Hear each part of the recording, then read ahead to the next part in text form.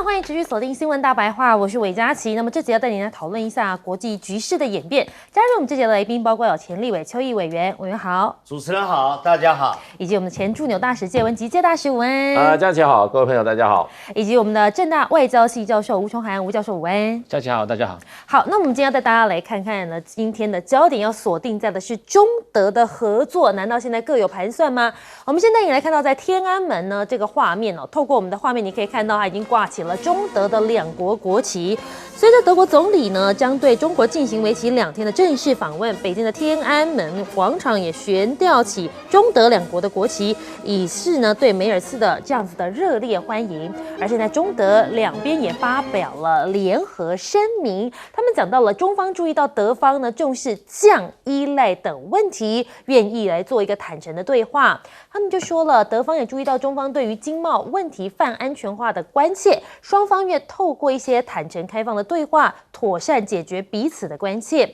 那么现在随着梅尔斯要会晤习近平、李强，那么他们说期待更公平的合作，强调的是欧盟框架。梅尔斯就说了，希望中国在公平的条件下深化合作。中德两国经济具有巨大的增长潜力，要释放这样的潜力呢，双方必须要坦诚交流。那么中国国家主席习近平也说了，中德双方要正确的把握竞争跟合作的关系，共同维护产业链、供应链的稳定畅通。甚至就连李强也讲到了，他说双方增强合作信心，共同维护多边主义跟自由贸易。那你可以看到了，这个德国总理呢到达了北京之后，立刻就用中文来发文哦。他说，柏林跟北京相距7500公里，多年来我们一直很乐于跨越这段距离，为实现这样的一个目标，我们需要开放的对话管道。那么现在德国的去中化急转成去中国吗？那么你可以看到呢，梅尔斯访中直球喊话，我们想要的是中国投资。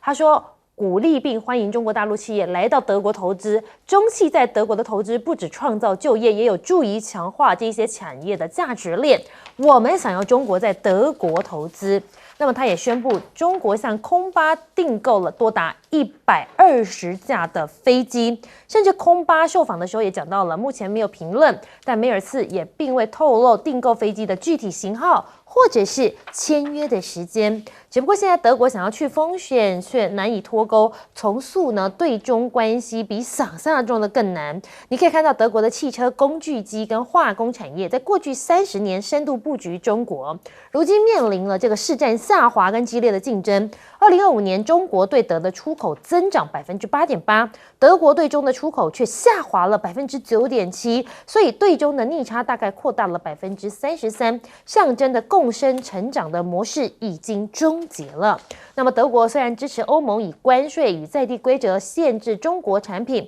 但也考虑到中企分享技术，但面对于这种深层的依赖，转向之路势必是非常的漫长，而且是相对来讲是更加复杂的。我们带你看到是德国去中急转弯，为什么呢？有人说去中国成企业救命稻草。原本德国在稀土半导体、制药都是就是想要降低对中国的依赖，但失败的能源政策，大量束缚企业的法规，迎来国内惨重的破产浪潮。为了活下去，很多德企只能去中国。好，那么现在梅尔斯访中是不是已经找到了一个解方了呢？笑容满面，他呢参访故宫呢，引用习了孔夫子的箴言，祝福中德关系。他说，时间有3种步伐，未来姗姗来迟，现在像箭一样飞逝，过去永远静立不动，来祝福中德关系。随后呢，这个总理呢也跑去了杭州，参观了宇树科技。那么你可以看到，现在会不会这也是德国工业404的一个解药会出现在中国呢？因为现在德国面临到能源严重短缺，价格又飙升，德国一直高企业的人工成本，再加上全球市场需求的萎缩，导致一些德国的制造业竞争力已经严重的受损了。那么德国制造一直是一块金字招牌，10多年前呢，德国人呢他们就雄心勃勃的说要工业4.0，但现在他们却深陷了工业404的困境。那么呢，他们的总理梅尔兹这一次的中国之行被外界广泛解读是转向东方，为脱困寻找一个解药。不过讲到这个语速我们要带你看到这个画面。语数的5BOT 天坛祈福惊艳外网，未来感呢获全球网友盛赞。这个画面你可以看到呢，他们旗下的 G1 机器人集体现身在北京天坛，进行了5BOT 天坛祈福的集群演示。你可以看到他们都身穿红色上衣，自行组成一个方阵，重现2026年春晚节目中的武术动作，可以说是场面是相当的壮观。我们来请教一下邱毅委员，你怎么看这一次德国总理访问中国呢？德国是不得不来。为什么说德国不得不来？刚才佳琪说到了一件事，德国本来有个金字招牌，它的标的的产业就是它的制造业。德国的制造业举世闻名，可以说叫制造业的皇帝。可是这几年德国的制造业呈现萎缩的现象。为什么萎缩？其实关键在俄乌战争发生以后，使得北溪的管线被炸掉了，德国没有办法再使用俄罗斯便宜的天然气，这一来它的能源成本大幅度的提高，使得整个企业经营的成本也上升了。去年整个德国的经济成长率只有 0.2%， 虽然摆脱了在前面2年的萎缩的情况，但是 0.2% 相对于中国大陆的 5%， 那实在是比都不能比的。而德国的失业率是 6.3%， 德国的核心通货膨胀率超过 3%。 更严重的是，德国去年有多少家公司破产？有17604家公司破产了。而公司破产自然就造成了失业的人数大幅增加，一旦失业增加，那只好政府增加了社会安全的支出，所以财政的负担更严重。德国的财政本来就有困难，这一来困难就更大了，所以必须要为德国的制造业找到出路。也就是因为如此，过去对中国大陆有成见的这个梅尔茨，这一次才率大团那么到中国大陆来访问。本来的行程是4天，后来缩成了2天，不是德国要说的，是因为中国大陆这边认为说后面的行程排得很满，大家都络绎于途要到北京来，所以把行程缩成了2天。我们有几个小现象可以观察梅尔茨这一次到底在急什么。第一个，大家看到他的专机到了北京首都机场的时候，他下飞机的时候是以小跑步下飞机。小跑步下飞机什么意思？你知道像我们这个年纪啊，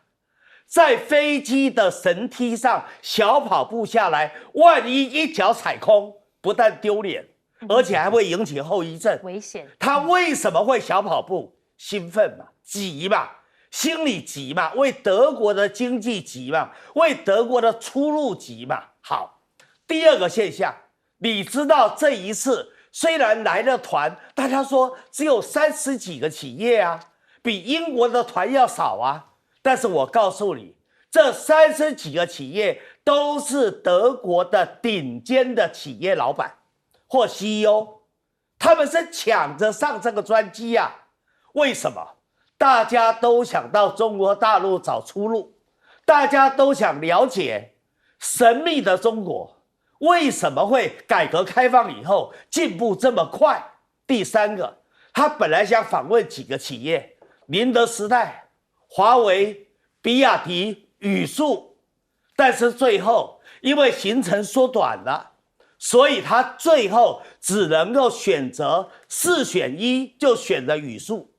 他要了解10年的时间，为什么在杭州的宇树会发展成一个人形机器人全世界最顶尖的企业呢？大家知道，在上海的退博会的时候，进博会的时候，当时宇树的人形机器人出来，很多人还怀疑说，那个人形机器人里面是不是藏着真人啊？后来才发现原来不是，原来这个人形机器人已经独步世界，领先世界。另外的，大家在故宫看到这一段，也可以看得出来，没有迟到中国之前，他是做好准备的，他是做足功课的，甚至还为了这个去学了讲几句中国的吉祥话。所以从这里来看，大家会了解说，虽然德国人很骄傲，有优越感，他原来对中国大陆也有成见。但是为了德国的生存，为了帮德国找出路，他不得不到中国大陆来。当然，还有个助攻员就是川普，因为川普搞了这个关税，以至于使德国对美国的出口萎缩了，他也必须要转移市场，转移到中国来，否则德国的制造业会萎缩得更快。那我们要持续来请教一下介大使，你怎么看？为什么德国会从去中化变成去中国呢？这个形势比人强啊。那不是说这个德国这个总理哈，他必须去中国大陆，其实是他背后的经济力量必须去中国。所以这次他这个30个这个德国顶尖企业的这些负责人都随团而去啊。其实从另外一个角度就是说，那30个德国顶尖企业的首脑哈，是压着他去的，他不去不行啊。他基本上他在政治上，德国人他们有一种优越感啊，始终觉得中国大陆体制各方面应该要做中国的教师爷的，所以他是姿态很高的。他刚上来也是一样，他用的外交部长也就是这种心态的。可是为什么这一段时间也不过差不多3-4个月变化这么大？当然，国际形势的变化是很重要的，尤其是川普总统现在德国人的感觉就跟他们前一阵子，就前2个礼拜在这个慕尼黑安全会议那个会议的主题是什么？他说那是讨论安全。国防外交的一个德国人的主办的一个局，他用的这个主题只有2个字，叫 under destruction， 就是说正在毁坏中。这个整个的西方所建立的这种从它的价值体系到它的这个所谓的机构体系，成立了整个的西方主导的这个世界观，然后世界治理体系现在是什么讲？就是 under destruction， 整个在毁灭。这是他们面临的，德国面临一个挑战。德国本身不是主导的，主导的是美国。所以他们现在我觉得在这个意识形态还有价值观上，可以说是不能说是彻底崩塌，不过是很彷徨的一个时候。他也未必放弃他们自己的优越感，可是呢，他现在是一个彷徨时代。那其他的就物质基础来讲的话，今天来讲的话，就从我们讲物质基础就是经济科技嘛，就这2项因为这2项是密切相关的。那可以说是30年河东，30年河西，这个风水轮流转。那么西方尤其像德国，过去一个投资者、技术转移者的这种姿态去俯视中国的这种时代客观条件已经不存在了。因为什么呢？德国传统它的工业的这个强项是在机械、化工汽车这些方面。我们先讲它化工，巴斯夫在俄乌战争以后 ，BASF 这个是德国全世界最大的化工这个企业，在2年前投资了100亿美金，把它的厂迁到广东。为什么？因为化工是急需要电力，需要各种原材料，那个成本，能源的成本非常的高。俄乌战争一开打以后，德国从俄罗斯那个廉价的那个天然气，还有各种的这种能源，这个管道就断了。德国的能源骤涨4倍，那巴斯夫立刻就决定转移经济力。那当然，机械跟汽车，德国还是有它传统优势，可是汽车的前景不在什么？不在燃油汽车了，不是内燃机的汽车，汽车前景在电动车。这一方面，德国一直做不好，关键技术都掌握在中国的手里面，所以就是说有前瞻性、有现代性跟未来性的产业，我随便举几项：电动车、人形机器人、绿能、高压传输、6G、高铁、航太，每一项德国都落在中国的后面，所以这一次这个德国总理到中国大陆去，他为什么一定要跑到杭州去看语数机器人？那个人形机器人他也是都落后了，语数是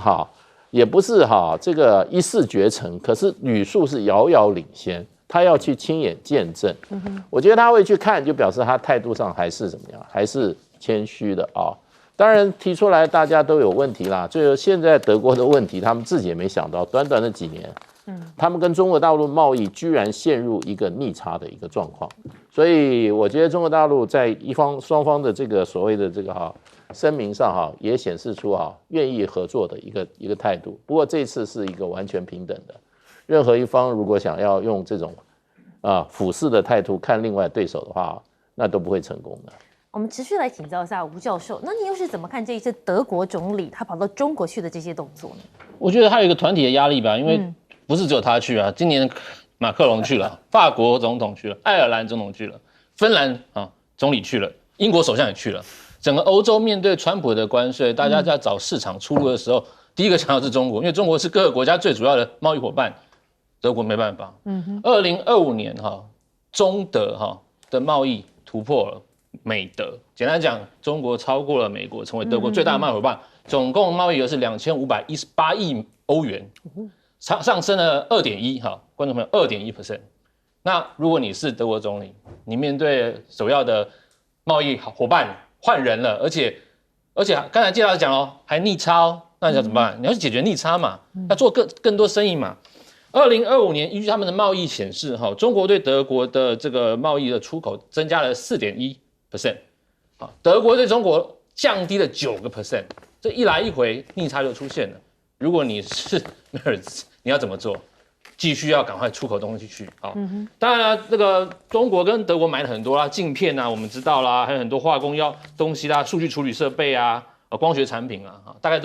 概是500多亿欧元。但是呢，这个德国呢进到这个中国的是什么？很多是汽车。我们知道这个福斯一汽大众，对不对？这个是非常有名的。那我们要知道说，其实德国是面对还有一个是它的美德的贸易下降美德贸易降很多这个美德贸易降了大概5%所以一来一回，德国总理势必要去中国。那我们讲说，那如果是这样的话，这一次他带了大众汽车宾士宝马、空中巴士、西门子这些大老板去。最重要的，他们还是要解决一个很大的问题，就是过去别忘了，我们在2023年讨论到德国面对中国的我们讲的 overcapacity， 这个叫产能过剩比如说玩具啦、电池啦这个电动车，他们把中国设定为什么？你是伙伴竞争者、系统性，他们叫它3位一体。可是现在 Merz 不讲这个了，他不要再讲说你是不是竞争者是什么的他说我们来做生意非常重要。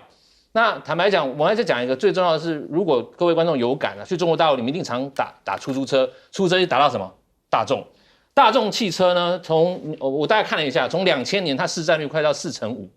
整个中国大陆将近一半，卖了很多大众汽车去做什么？出租车的手排车，你在路上打出租车很容易打到大众汽车那种手排车。可是到2020年，它掉到只剩17%，大众汽车整个在中国的市占率。如果你从汽车市场来看来，如果你是 Merz， 你要怎么做？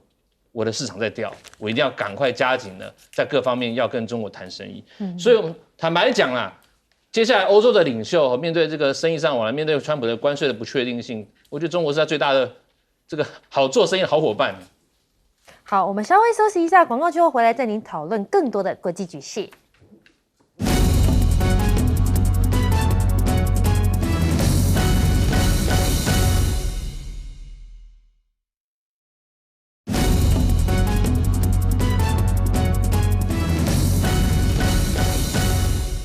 欢迎回到新闻大白话。那么这集要带您来看看美国总统川普的国情咨文。那我们带您来看到的是，是不是在顾及川习会呢？因为呢，川普的国情咨文从头到尾一个字大陆都没有提到，这也是20年来的第一次。川普24号在国会发表现代史上最长的国情咨文演说，他在这场将近2个小时的年度演说却没有提到中国大陆是20年来的第一次，也没有提及所谓的美中经济关系的原因不得而知，但时机耐人寻味，因为都传出川普不是在3月底的时候就要到中国大陆去访问，要跟习近平见面吗？这将是2017年以来美国总统首度度来出访中国大陆。但是现在有人就说他是不是吹破牛皮了？568兆投资关税马脚现在全都漏了。川普声称重返白宫的12个月之内，已经为美国争取到18兆美元，算一算台币是568点多兆的投资承诺。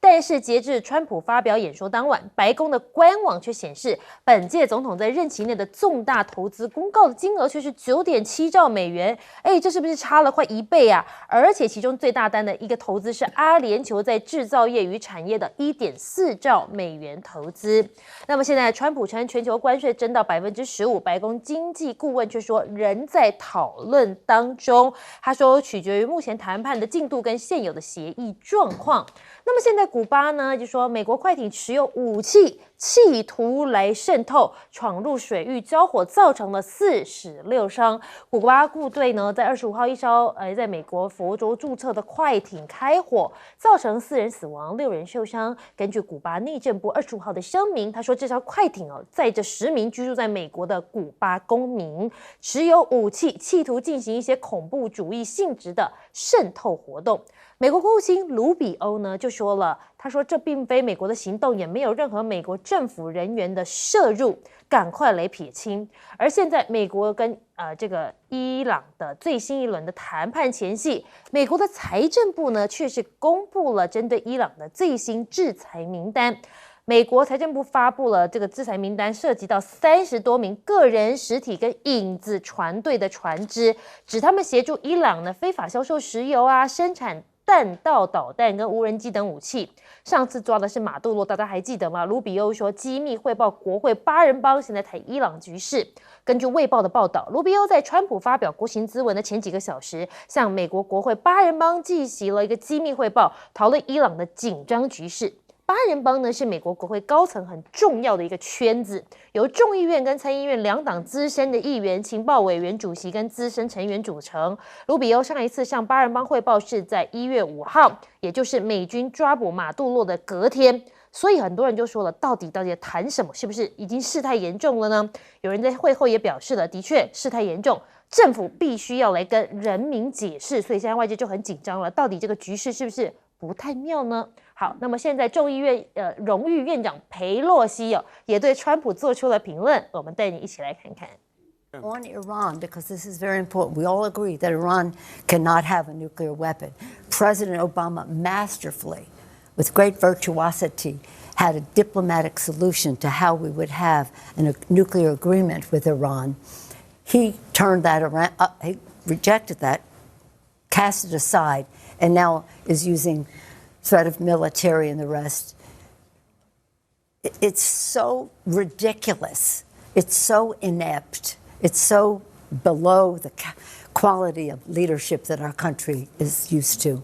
250 years.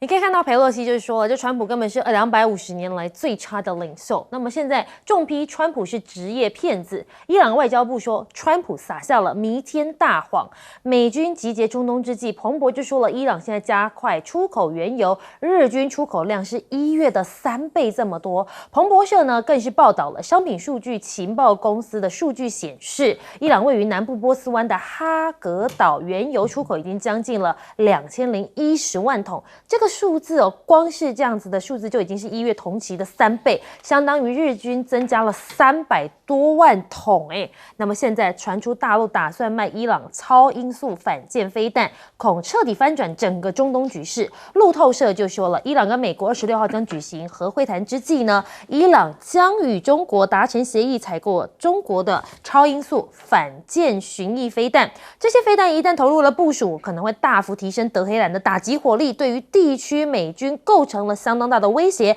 而且有可能会彻底的来颠覆这样的局势。我们先来请教一下邱毅委员，委员你是怎么看这国情咨文呢？刚才裴洛西对川普有个批评，认为川普是职业骗子。我有个朋友在香港姓郑，我也曾经问过他，川普到底谈判的精髓是什么？他说很简单啦，就是渣男的谈判方式。渣男骗女人的谈判方式就是如此的。好，所以跟裴洛西的评论可以说是，这个几乎是一样的。我们来看看川普在这一次108分钟的国情咨文演说里面没有提到中国大陆。为什么没有提中国？这是很罕见的，因为他始终把中国视为他最大的战略的对手。他不骂中国，他心里不爽的。为什么这一次不谈中国？道理很简单嘛，因为他已经对外都宣布了，他3月31号要到中国大陆访问。然后呢，他把这一次的访中行视为他要挽救他濒临崩盘的支持率最重要的一次行动，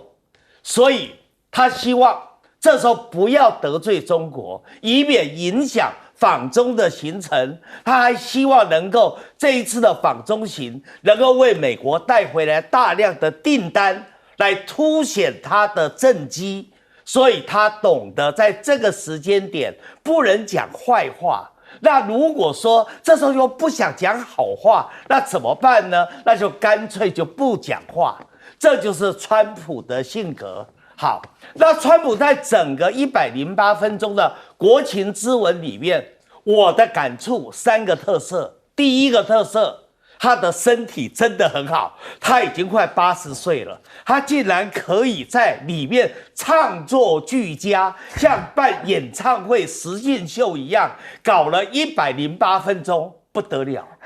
我自比我身体也很好，可是比起川普，那真的是称呼其后啊！好，那从这一次里面呢，你看看他真的是把整个在国会里面的这个国情咨文演讲当成一个秀场，还不断的有像冰球队进来了，他很喜欢的那个已经被打死的查理科克的遗孀，这次也被请过来了，种种的桥段。他把整个会场里面的情绪带到最高潮，这一点我们不得不佩服他的作秀的功力。那真的在美国立国以来250年，川普是绝对排第一。好，第二个，他保持他一贯吹牛的特色，非常的会吹，而且他会想象，他把很多想象的都当成真的。他把很多的国家在他用关税压力、威胁、情勒之下所产生的要到美国的采购额、投资额，全部当成是真的，累积起来，那就是一个天文数字了。而他本身背后2大哼哈二将，一个是众议院的议长强森，另外还有一个是副总统范斯。2个人不断的带着共和党的议员起立鼓掌，那民主党的议员每一个人就坐在台下不理他，这形成的冰火2重天，这个也是一大奇景啦。那么第三个特色就是他没有忘掉随时要骂民主党，而且不但骂民主党，他的宿敌就是刚才讲的裴洛西，他又讲到内线交易。内线交易应该要严办的时候，当然大家都知道，裴洛西搞内线交易是非常有名的，跟她老公一起搞，非常的有名。在国会山里面，她被视为这个内线交易之女王。但是川普上来做总统，他一样搞内线交易啊。所以有位民主党的议员听到内线交易要严办，不得不站起来也鼓掌，才被川普奚落了一番。其实川普下台以后，我认为他的内线交易行为一定会被提起公诉。对，我们谢谢我们这个邱毅委员帮我们分享这么多，但是呢，我们还是想要问一下，因为我们还有很关心的是这个介大使帮我们分析一下这伊朗的局势好吗？伊朗局势26号，双方要在日内瓦进行新一轮的这个谈判。那这次伊朗已经说了，我已经草拟好了一份，就是说伊朗核武器的跟美国的一个谈判的最后一个协议。那大致是说，伊朗我不会发展核子武器啊，可是呢，我发展民用的核子能力的话，这个权利我不能够放弃。而且呢，外界还传言说，伊朗说，你认为我这一些核燃料已经丰度被提升到60%的这种，因为到90%就可以做核子弹了，到90、60哈，那我可以把这个核燃料移到第三国去，我就把它移出去，让这第三国把那个核的风度哈，再从60再给它降下来。那外界传言就是说，这个外国第三国就是俄罗斯。所以这个是很具体的一个方案已经提出来了。那另外一方面就是说，这次美国去要求伊朗做的，除了这个废核之外，还有一个叫废导。废什么导？导是什么？废导弹。也就是说，你把自己的导弹能力你要把它摧毁掉。因为伊朗传言有2000多枚的这种导弹，距离可以打到最远的可以打到1500甚至到2000公里的距离。这个对以色列。对这个，甚至美国在这个伊朗周边的这些国家的军事基地是很大的威胁。所以美国说，应该你要废核导，那伊朗说导弹是不能废的。这是我国家赖以生存的最重要、最后的命脉，我不能废。可是废核可以。那现在情况就变成，川普在他的所有的演说里都还是说伊朗这个核子武器威胁全世界，这个必须要把它除掉。最近也没有谈导弹的问题了。可是问题，伊朗已经说了，我已经具体要这样做了，所以从第三者来看，现在美国应该是以谈判来解决问题了。可是最近美国的媒体跟美国军方换话换很多，那就认为26号以前是一个关卡，那我们就看吧，反正川普刚打完一仗，在这个国会里打完一仗，现在就看美国跟伊朗那不过这一场战争是好开始，不见得好结束。那我们持续来请教一下吴教授，你又是怎么看这伊朗的局势呢？这个还是看这个美国总统川普在这演说里面讲的这些东西，有一些共同点啦。我观察到他从比如说2025年3月的第一次国会演说当选后，第2任当选后，跟这一次的他有些共同点，比方说他喜欢找一些庶民犯罪受害者、军警然后。还有真人故事，然后讲到说邀请他们站起来，对不对？对，有感，让人民有感。第二个，他会讲什么？讲一些他的政绩，比方说他这一次讲了，我看到有一些州，比方说哇，一桶汽油降到1.99加仑1.99美元1加仑，哇，大家高兴死了。为什么？因为美国从来没有那么低的这个价格，回到2011年左右了吧？他说贷款平均每家贷款少了$5000然后呢，股票53年来最高，哇，这讲的都什么？要有感为什么？因为选举要到了，期中选举我们知道，美国人在投期中选举的时候，通常都会跟执政党对着投讲经济投票。那经济投票要怎么重经济？所以川普在这一次整场的演说里面，就不断的吹嘘我的经济做得超级棒，我的关税收很多钱，我们赢很多钱，我们赢麻了。基本上我们可以看到，他这一次跟他2025年3月的那个国会演讲最大的差别是，他这次用的情感更多，他的语词更夸张，他甚至讲我们赢爆了、赢麻了这种东西，对一般我们讲知识分子会觉得你这国情咨文感觉是在作秀。所以为什么 New Yorker 那个杂志的主编 Glasser 就说，这是我看到最愚蠢、最笨的一个国情咨文，他感觉就是一个在卖古董车的，想要把这个古董车推销给你们，可是美国人不买账，只想要说，像直销的，想要把钱拿回来。所以呢，这个是我觉得川普这一次国情咨文可以给我们看到一个最大的一个差异。他还提到一点，他说什么？我替大家都减税，我替富人减税，我也替穷人减税，大家都减税。问题是民主党派的跟左派的团体，他们不是这样觉得。左派的媒体有一个叫做这个税制与经济政策研究所，他们的一个智库显示，1%的美国的富豪，他们在2025年少交了8800块的税。简单来讲就是你根本只是替富人减税，你没有替大家减税。所以这一点呢，我觉得在座的国会议员、国会里面的民主党，我想他们也被数落过了。2025年那一次国情咨文，他们也是被数落过，这一次又被数落过。坦白讲，他们被打得毫无招架之力。好，我们稍微休息一下广告之后，再带您继续讨论。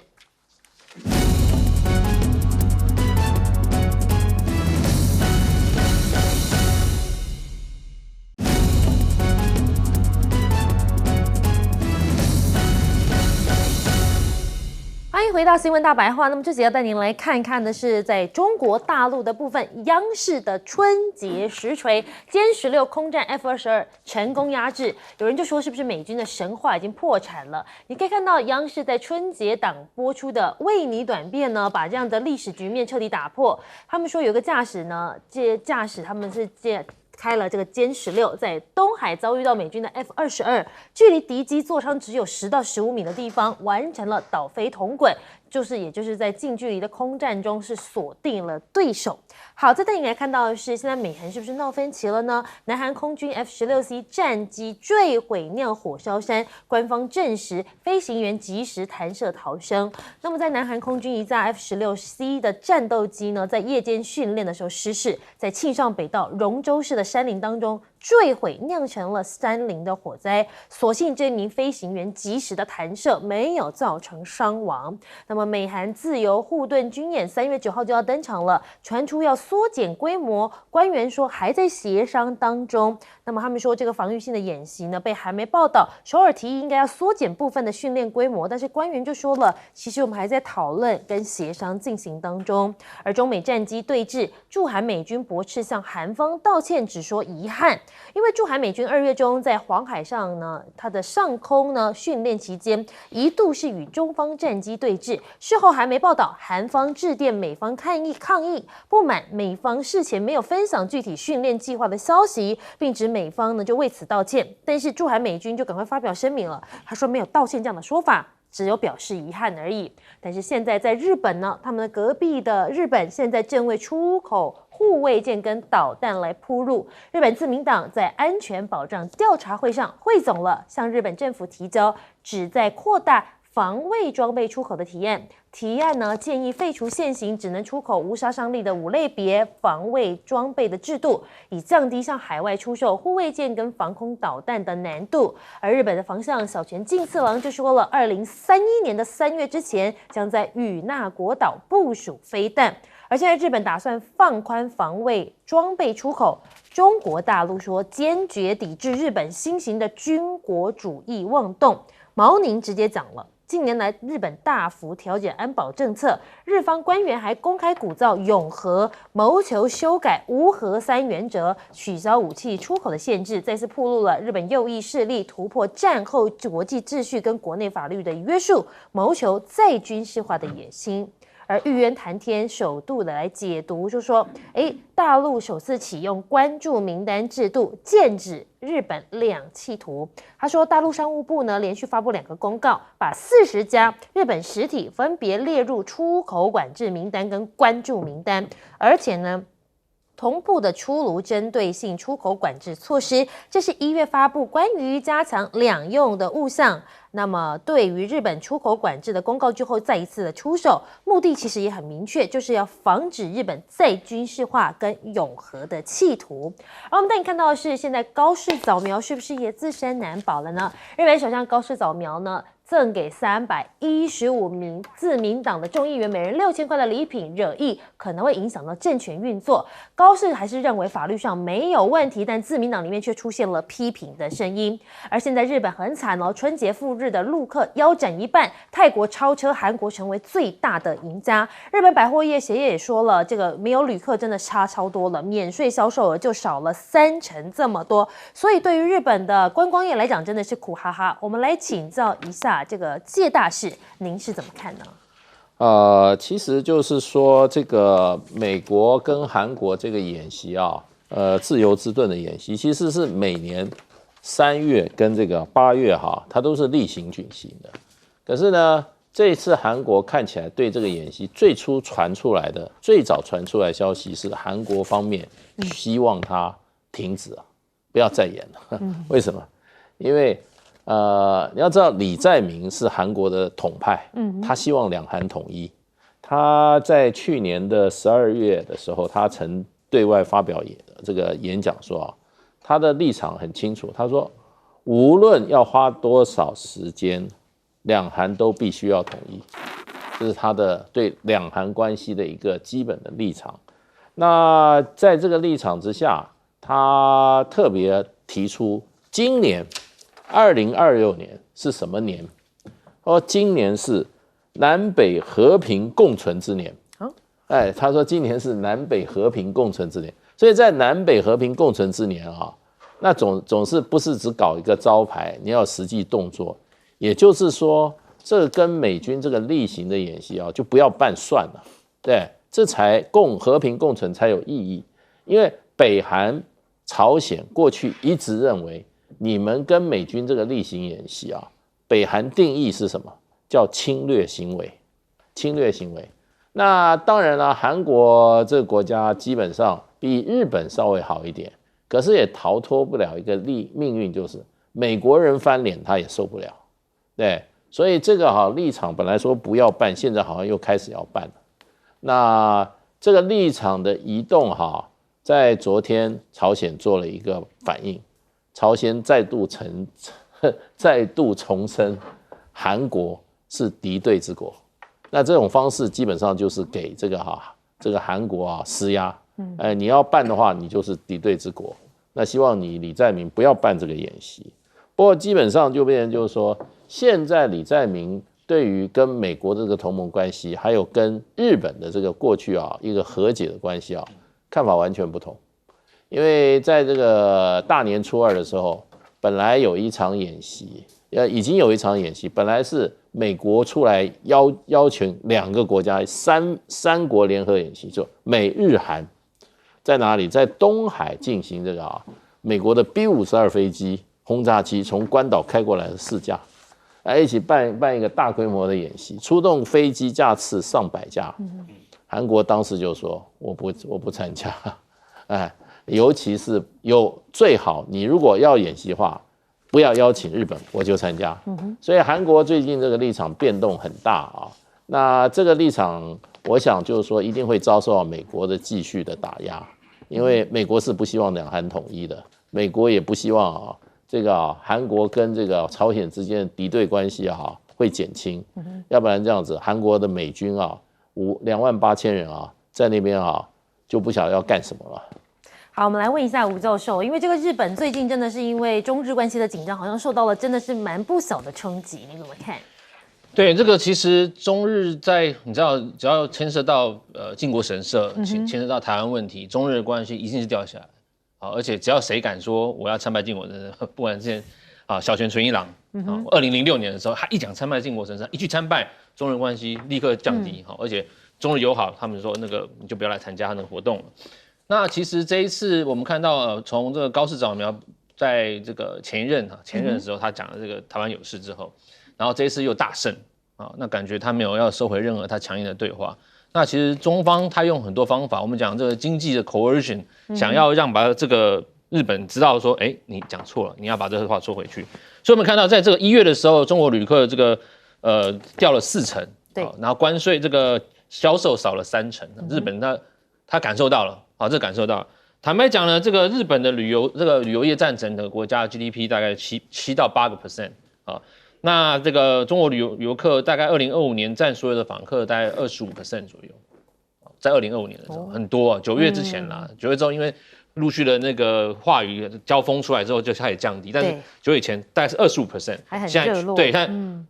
团就停了比方说11月14号，中国就发布说近期避免前往日本，15号。暂停组团，11月16号留学预警，跟中国留学生说去日本是危险的，不要去。18号禁止暂停日本的水产品进口，他说这个又有辐射的安全问题，所以他这个所谓的经贸的这个禁令是一步一步慢慢把它锁紧，慢慢扩大锁紧，要让这个所谓经贸压迫，让日本知道说。你如果再往这个右派再往军国主义，再对这个中日关系挑动红线，那当然一来生意不能做之外，我会让你感受到真正经济上的压力。还没有在军事上面军事上面他们还没有要很强烈的动作，他是用经济上面来。其实我们知道，在两国外交之间，你说一开始要什么军事大的规模，其实太讲太大了。从能做经济制裁、经济压迫，通常会先做。这也是中国对日的关系的通常是第一步。那我们要知道说，那如果这样子的话，日本他们也有研究说，如果中国游客被抵制1年大概日本会损失140亿美元。那坦白讲，现在你去日本旅游，其实台湾人去日本旅游很多，你去看那些所谓免税那个药妆店，中国游客真的少很多。坦白讲，台湾人很多，买很多。那当然，坦白讲，如果是这样140亿美元对中国是很大的影响。这个是我觉得是高市要注意的一点。那当然韩国跟刚才这个我们谈到的韩国，其实李在明上来之后，他一直在做一个避险跟两手策略了。他一方面想要降低跟北韩的所谓的敌对程度，所以他就说我们把这个两韩边境的大喇叭关掉，因为当初也是因为两韩的大喇叭一边播，北韩就是说你再播我就丢那空飘气球，里面装了排泄物，对啊，然后北韩那个公主就把两韩联络办公室炸掉啊。那当然李在明有说，我们是不是思考要重新开放？感觉他要释出这一点和缓的这个两韩关系哈。可是他一方面又跟美国说什么我们要核潜舰啊，那当然这个美国后来担心说我们给你低当量的这个铀好，那可以来做核潜舰。这一点我觉得他是想要做什么？安全靠美国，经济跟这个关系上面降低跟北韩的这个作为，这点他是跟日本是完全是两码子事，不一样的。好，我们持续来请教一下邱毅委员，你又是怎么看呢？美日韩的军事同盟，确实出现了问题了。主要的关键就在李在明的态度。这一次驻韩美军所发生的纠纷，几个罗生门，我来稍微说明一下好了。到底驻韩美军在进行演训2天出动了100架次的，对哦，我们可以看到呢，其实不见了。在这一次的这个韩国哦，他们动作是频频的，但是邱毅委员你自己是怎么样看这样子的动作呢？基本上我接续刚才的说法哈，那么驻韩美军有没有知会韩国的国防部说要进行演训？基本上是没有的。第二个，当驻韩美军抵近侦察，由其他的 F-16C 抵近侦察的时候，那有没有造成了这个影响了中韩之间的和睦的关系？没有声音啊。那么其实，在这一次呢，这个中韩的关系，外界也备受关注，大家都很好奇说，这中韩两边到底接下来会是怎么样的情况？现在就到底有没有道歉？道歉基本上是有的。那么也就是李在明对这个事情非常的在意，为什么？因为他想要修复中韩之间的关系，他想让中国大陆把所谓的禁韩令里面的几项都可以顺利的拿掉，让韩国的经济能够找到出路，找到生机。他也希望在中国的调和之下，能够使韩国与朝鲜之间的矛盾能够减轻，减少韩半岛所造成的一个紧张的局面。所以我接着再谈日本的情况。高市早苗的问题不在于他送自民党的议员3万日元的这些礼品，重点在于他能不能解决日本的经济问题。日本经济问题其实非常严重，我说的更严重一点，它比美国的经济问题还要严重，比到中国大陆来访问的这个德国的经济问题也非常的严重。